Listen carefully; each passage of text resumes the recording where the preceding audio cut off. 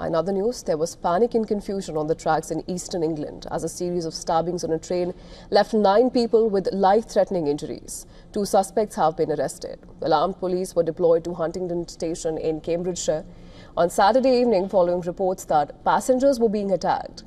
Police said that a number of people were taken to a hospital and a large-scale emergency response was mobilized.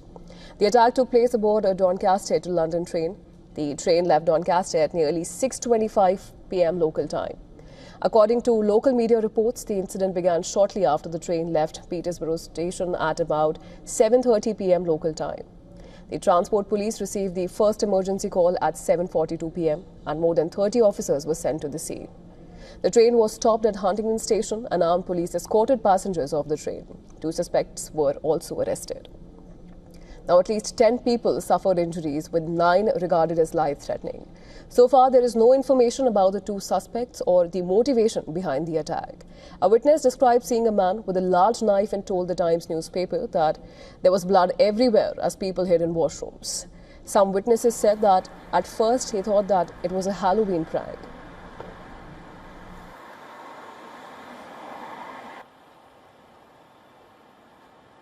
A minute or so later, a man comes running down with a very clear wound, bleeding quite badly on his arm.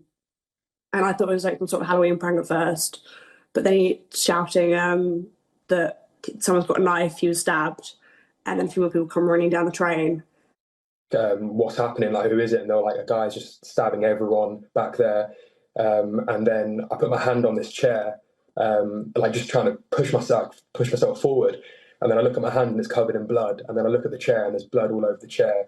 And then I look ahead and there's blood all on the chairs. And I'm thinking, oh, okay, this is pretty serious. So what happened was I was in Coach G and there was quite a few people coming through Coach G. And one of the people that were coming through, I had my headphones on, then heard them say, they've got a knife, I've been stabbed.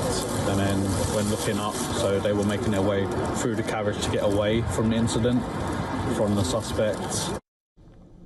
Prime Minister Keir Starmer said the appalling incident was deeply concerning. Starmer said in a statement on X, "My thoughts are with all those who were affected and my thanks goes to the emergency services for their response."